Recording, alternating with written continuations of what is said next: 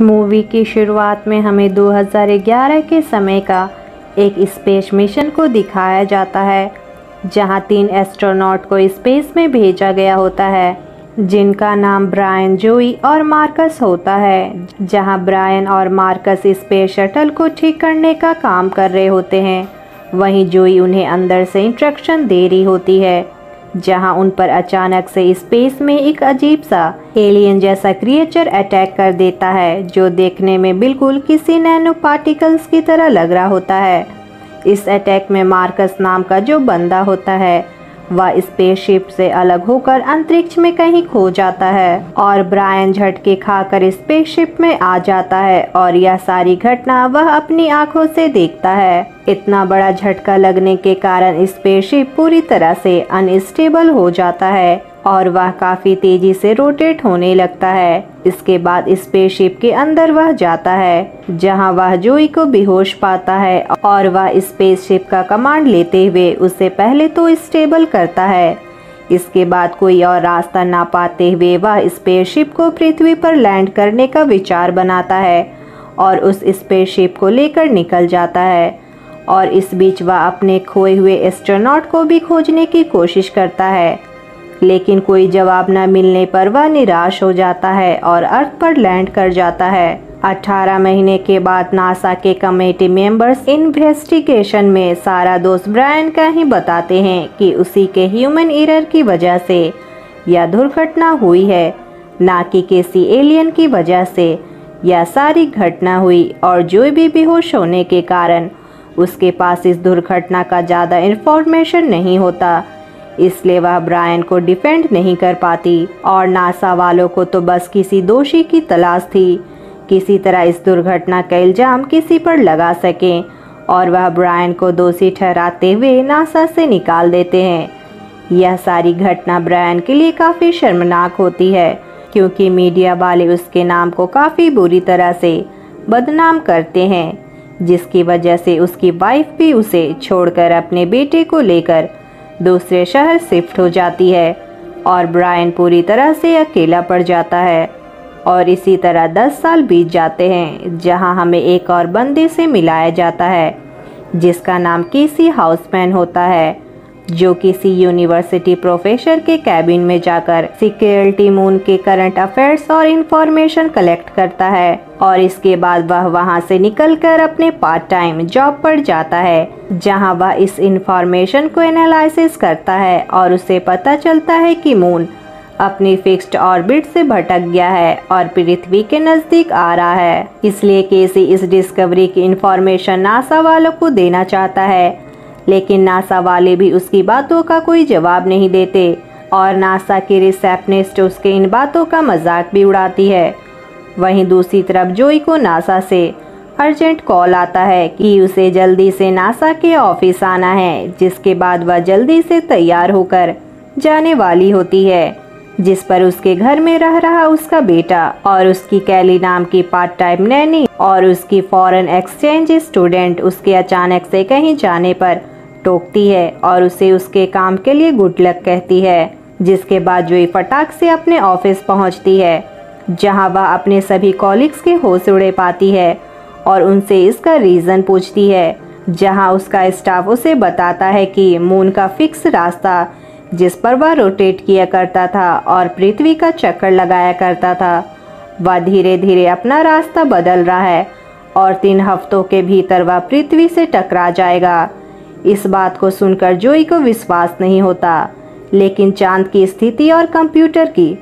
Calculation देखने के बाद उसे विश्वास हो जाता है। यह बहुत ही ट्रबल न्यूज़ है, क्योंकि अब जोई नासा की एक कमेटी मेंबर्स में से एक होती है। वहीं दूसरी तरफ केसी किसी तरह से नासा से संपर्क करने की कोशिश कर रहा होता है, जहां उसे एक पुराना अखबार मिलता है, जिसमें ब्रायन की न्यूज़ होती है कि एस्ट्रोनॉट डे के दिन ब्रायन एक स्कूल में स्पीच देने आएगा और उसे देखकर केसी ब्रायन के पास जाने की तैयारी कर लेता है। लेकिन वही ब्रायन की हालत काफ़ी बुरी होती है और उसके ऊपर काफ़ी लोगों का कर्जा भी होता है और वह जिस भाड़े के घर में रह रहा होता है, उसके मकान मालिक का भी कई महीनों का किराया उसने नहीं भरा होता है, केसी उस स्कूल में पहुंचता है, लेकिन ब्रायन वहां अभी तक नहीं आया होता। इसलिए केसी ब्रायन की जगह बच्चों को लेक्चर देने लगता है। लेकिन ब्रायन के वहां आने पर केसी उसे अपनी सारी थ्योरी बताता है, उसे सारे दस्तावेज दिखाता है और उसे नासा से संपर्क करने के लिए हेल्प मांगता है। लेकिन ब्रायन तो पहले से ही नासा से चिढ़ा हुआ होता है, इसलिए वह केसी को सिक्योरिटी गार्ड की मदद से धक्के मारकर निकलवा देता है और उसकी थ्योरी पर हंसता है। ब्रायन को शाम में अपनी एक्स वाइफ का फ़ोन आता है कि उसके बेटे सनी को पुलिस ने अरेस्ट कर लिया है बिना लाइसेंस गाड़ी चलाने और गाड़ी में ड्रग्स रखने के केस में। इसके बाद ब्रायन अपनी एक्स वाइफ के हस्बैंड टॉम से मिलता है, जो काफ़ी पैसे वाला होता है, और उससे अपने बेटे को छुड़वाने को कहता है, जिस पर वह एक महंगा वकील ब्रायन के लिए हायर कर देता है। लेकिन सारे सबूत और गवाह ब्रायन के खिलाफ होते हैं, जिसके कारण उसे 2 दिन की पुलिस कस्टडी में रखने का ऑर्डर दिया जाता है। जिसके बाद ब्रायन अपनी एक्स वाइफ के हस्बैंड को खरी खोटी सुनाता है। लेकिन हम देखते हैं अचानक से बाहर का मौसम खराब हो रहा होता है और दूसरी तरफ केसी नाम का जो बंदा होता है वह अपनी सारी थ्योरी सोशल मीडिया पर डाल देता है और यह न्यूज़ चारों ओर फैल जाती है कि चांद पृथ्वी से टकराने वाला है। वहीं नासा के मेन डायरेक्टर हेड इस न्यूज़ को दबाने की कोशिश कर रहे होते हैं और इसे सीक्रेट रखने की कोशिश कर रहे होते हैं। लेकिन केसी के थ्योरी के हिसाब से मून कोई नेचुरल उपग्रह नहीं है, बल्कि उसे एलियंस ने पृथ्वी को स्टेबल रखने के लिए बनाया है। और तो और मून पूरी तरह से खोखला है। जो यह सब सुनकर काफ़ी बेमतलब की बातें लोगों को लगती हैं, लेकिन एक बात की पुष्टि नासा के वैज्ञानिक भी करते हैं कि मून पर पाथ चेंज होने की वजह से मून की पृथ्वी से टकराने की संभावना है। जहां यह न्यूज़ ब्रायन और उसकी एक्स वाइफ और उसका हस्बैंड भी देख रहा होता है और उसे पता चलता है कि बाहर का माहौल और भी बुरा होता जा रहा है। ब्रायन को केसी की उन पेपर्स की याद आती है और वह उसे ढूंढने उसी स्कूल में जाता है, जहां उसे वह कचड़े के डिब्बे में मिलती है और उसे उसकी वेबसाइट की जानकारी भी उसके पेपर से मिलती है। केसी के वेबसाइट पर जाने पर उसे एक वीडियो मिलता है जो कि उसके थ्योरी पर भरोसा करते हैं वह उसे होटल में आकर मिले। इसके बाद ब्रायन केसी से मिलने जाता है, जहां ब्रायन उससे पूछता है कि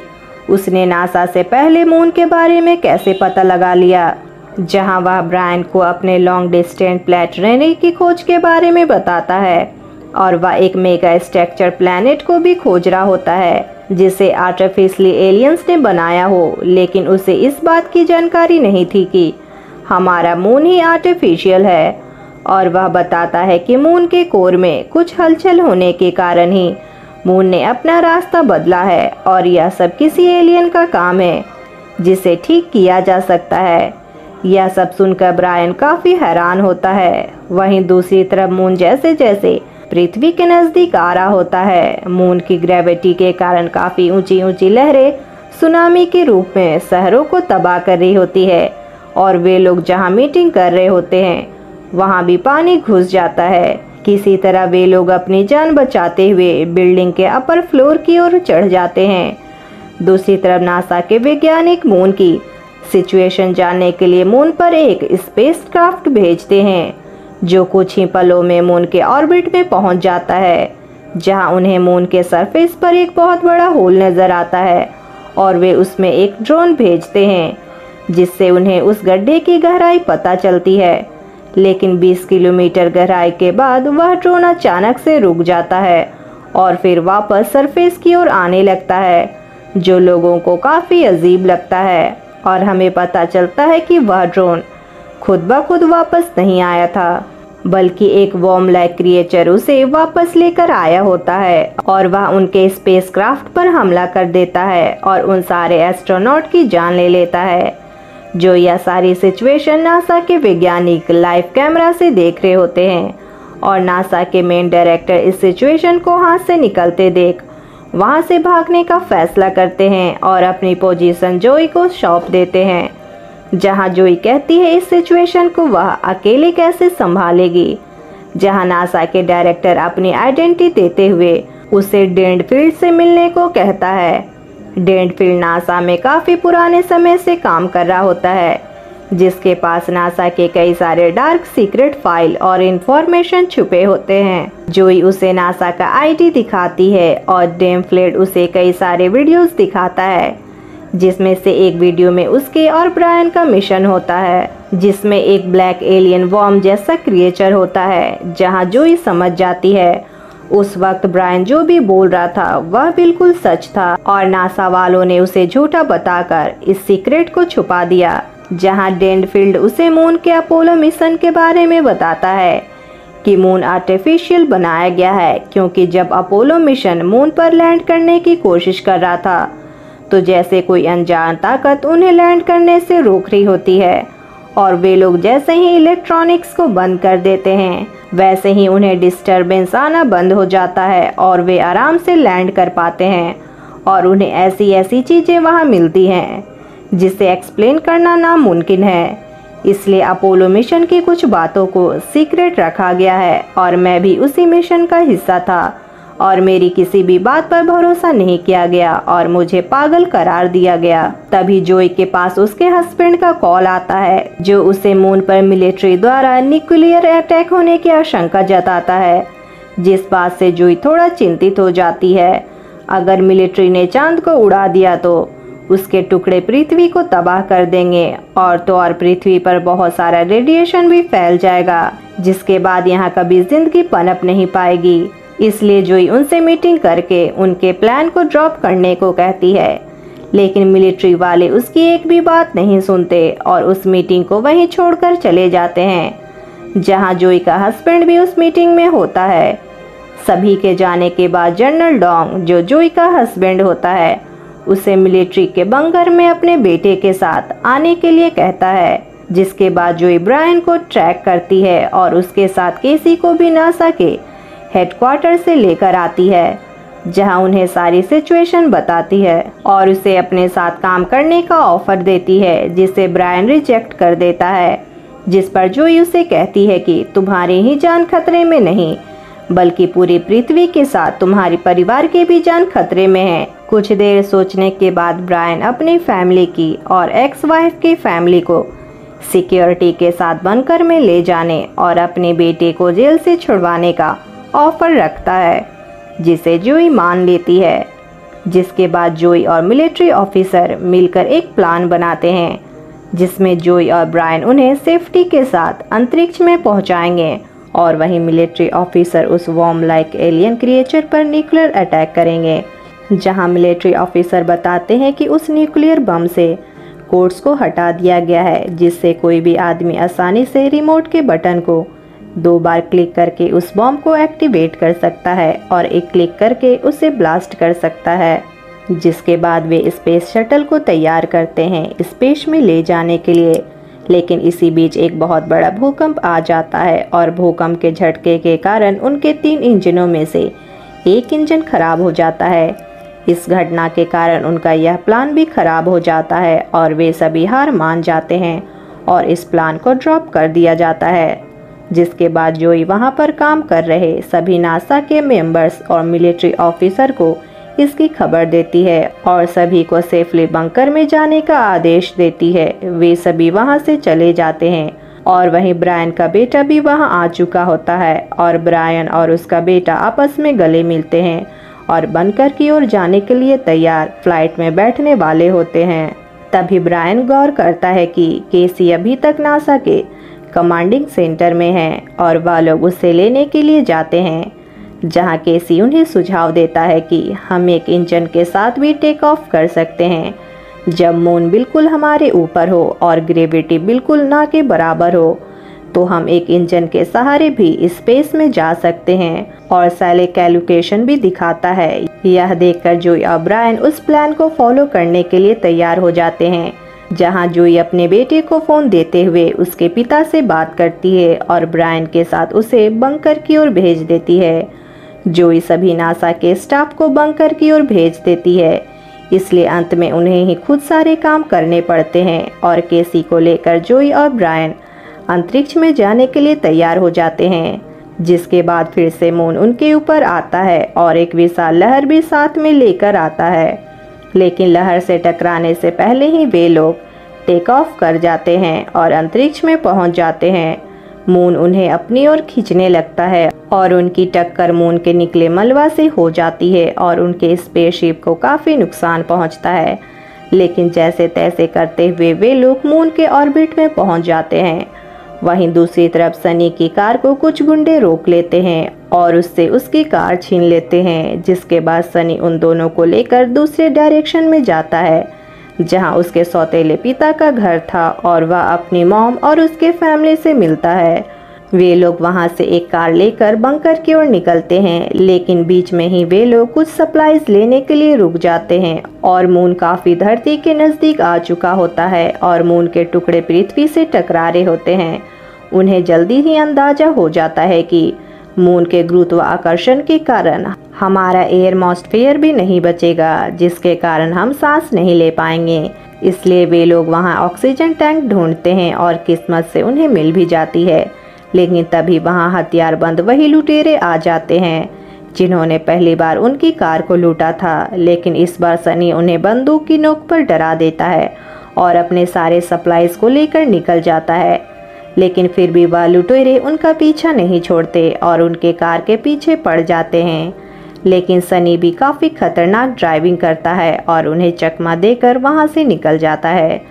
पृथ्वी का हाल काफ़ी बुरा हो रहा था, काफ़ी सारे उल्का गिरने की वजह से, और लगभग दुनिया ख़त्म ही होने वाली थी। वहीं दूसरी तरफ वे लोग बिल्कुल उस जगह पहुंच चुके थे जहां उस क्रिएचर ने होल किया था और केसी उसकी तस्वीर खींच रहा होता है अपने फ़ोन से। इसलिए ब्रायन उस न्यूक्लियर बम को एक अलग स्पेसक्राफ्ट में लेकर उस होल के सामने लाकर रख देता है और वहां उस न्यूक्लियर बम को छोड़कर अपने स्पेसक्राफ्ट में वापस आ जाता है ताकि वह एलियन क्रिएचर आकर उसे खाए और वे लोग उसे रिमोट की मदद से उड़ा दें। कुछ देर बाद वो एलियन लाइक क्रिएचर उस होल से निकलता है, लेकिन वह न्यूक्लियर वेपन के पास ना जाकर उनके स्पेसक्राफ्ट के पास आने लगता है, जहां उन्हें समझ नहीं आता कि उन्होंने सारे इलेक्ट्रॉनिक्स को बंद कर रखा था। फिर भी उस वॉर्म लाइक क्रिएचर को कैसे पता चल गया हमारे स्पेसक्राफ्ट के बारे में, जिसके बाद वह क्रिएचर उनके स्पेसक्राफ्ट को पूरी तरह से घेर कर जकड़ लेता है। तभी ब्रायन को ख्याल आता है कि उनके पास जो रिमोट है वह भी इलेक्ट्रॉनिक्स है और जो केसी फ़ोन को यूज़ कर रहा है वह भी इलेक्ट्रॉनिक्स है।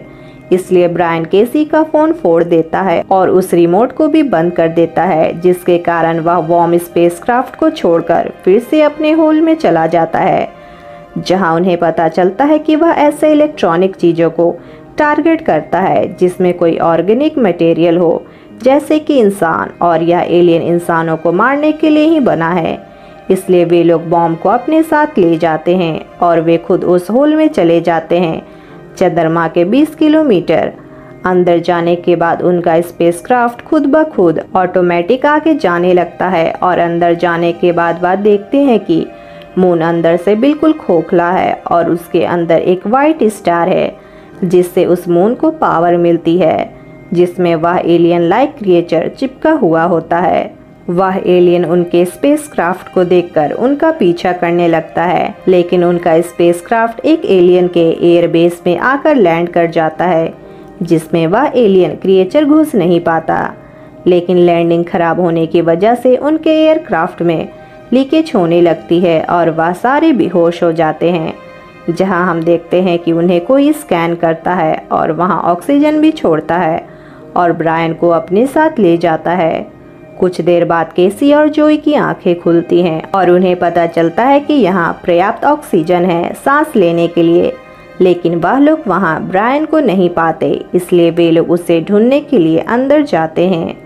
वहीं दूसरी तरफ हम ब्रायन को देखते हैं कि वह एक ऐसी जगह है जहाँ उससे उस मून का एआई बात कर रहा होता है, यानी कि मून का ऑपरेटिंग सिस्टम मून का एआई बात कर रहा होता है कि यह मून नहीं एक मशीन है जो पृथ्वी को स्टेबल रखता है, और वह ब्रायन के बेटे का रूप ले लेता है, जहां वह ब्रायन को उनके पूर्वज के बारे में बताता है जो आज के इंसानों से कई सौ गुना ज़्यादा बुद्धिमान और विकसित थे और वह ग्रहों और सारे सौर मंडलों पर राज किया करते थे। वह हमेशा ऐसे ग्रह ढूंढा करते थे जिसमें वे हैबिटेबल बना सके और उनकी कॉलोनियाँ काफ़ी सारे ग्रहों में बसी थी। और वह लोग इतने डेवलप हो गए थे कि उन्होंने एक ऐसा आर्टिफिशियल इंटेलिजेंस बना दिया जो उनसे भी ज़्यादा तेज और समझदार था, और यही उनके विनाश का कारण बना। वह इतना सेल्फ अवेयर हो चुका था कि उसे इंसान बीमारी की तरह लग रहे होते हैं, इसलिए दुनिया के सारे एआई को साथ लेकर वह इंसानों पर अटैक कर देता है और इंसानों और एआई के बीच काफ़ी भयानक जंग होती है और यह जंग काफ़ी लंबे समय तक चलती है। लेकिन समय के साथ इंसान कमज़ोर होते गए और एआई ताकत होते गए, इसलिए उन्होंने एक नया प्लैनेट बनाने का सोचा। इसलिए उन्होंने नए इंसानों के लिए एक न्यू हैबिटेबल प्लैनेट बनाया और उसे स्टेबल रखने के लिए आर्टिफिशियल मून बनाया और अर्थ में जीवन शुरू करने के लिए अपना खुद का डीएनए का इस्तेमाल किया। और इतने सारे एवोल्यूशन होने के बाद इंसानों की आबादी भी पृथ्वी में बढ़ने लगी और काफ़ी समय बीतने के बाद एडवांस ह्यूमन की आबादी पूरी तरह से ख़त्म हो गई। लेकिन उन्होंने अपनी सारी नॉलेज और कॉन्शियसनेस एक एआई में डाल दिया होता है जो मून के एक कोर में होता है और उसके चारों ओर एक रक्षा कवच बनाई होती है ताकि वह एलियन लाइक क्रिएचर उसे नष्ट ना कर सके। लेकिन अंतरिक्ष में वह एलियन लाइक क्रिएचर उस एआई को ढूंढते हुए पृथ्वी तक पहुंच गया और उस एलियन एआई को मून के सुरक्षा कवच को तोड़ने में 10 साल लग गए, जिसके बाद उस एलियन एआई पृथ्वी को नष्ट करने का प्लान बनाया। वह एआई मून को अर्थ से टकरा देगा ताकि मून और अर्थ दोनों ही खत्म हो जाए। ये एलियन क्रिएचर जब लिविंग थिंग और इलेक्ट्रॉनिक एक साथ होते हैं तभी उन्हें ट्रैक कर पाता है। अगर अर्थ को बचाना है तो उन्हें किसी भी तरह उस एआई को ख़त्म करना होगा। यह हकीकत जानने के बाद ब्रायन एलियन एआई से लड़ने के लिए तैयार हो जाता है, लेकिन उसका स्पेसशिप पूरी तरीके से टूट चुका होता है। तभी वहां पर जोई और केसी आ जाते हैं और ब्रायन उन्हें सारी बातें बताता है, जिसके बाद वे अपने स्पेसक्राफ्ट के पास जाते हैं जहां मून का एआई उनके स्पेसक्राफ्ट को फिर से ठीक कर देता है। वहीं दूसरी तरफ बंकर के सभी मिलिट्री ऑफिसर मून पर भारी मात्रा में न्यूक्लियर अटैक करने वाले होते हैं, लेकिन जोई का हस्बैंड यह करने से मना कर देता है और वहां से न्यूक्लियर वेपन का स्विच लेकर चला जाता है। दूसरी तरफ टॉम और सनी और उसकी फैमिली सभी ऑक्सीजन मास्क पहनकर बंकर की ओर जा रहे होते हैं, लेकिन ज़्यादा समय ना होने के कारण वे लोग अंडरग्राउंड टनल में जाने का फैसला करते हैं। लेकिन तभी टॉम की बेटी का ऑक्सीजन सिलेंडर ख़त्म हो जाता है, इसलिए टॉम अपना ऑक्सीजन उसे पहनाकर उसे आगे भेजता है और खुद को मौत के गले लगा लेता है। दूसरी तरफ वे तीनों एस्ट्रोनॉट न्यूक्लियर पावर स्पेसक्राफ्ट को मून के अंदर से बाहर की ओर ले जा रहे होते हैं और उनका पीछा वह वॉर्म लाइक एआई कर रहा होता है,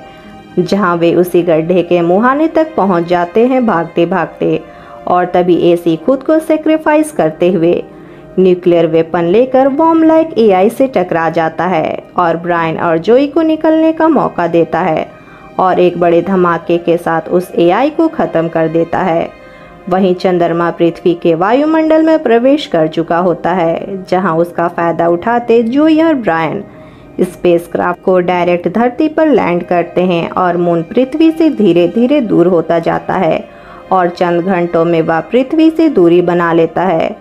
जहां मिलिट्री वाले उन्हें ढूंढ लेते हैं और ब्रायन और जोई अपने परिवार से मिलते हैं। इस मूवी के आखिरी सीन में हमें दिखाया जाता है केसी के मरने के बाद उसका दिमाग मून के एआई में स्टोर हो गया है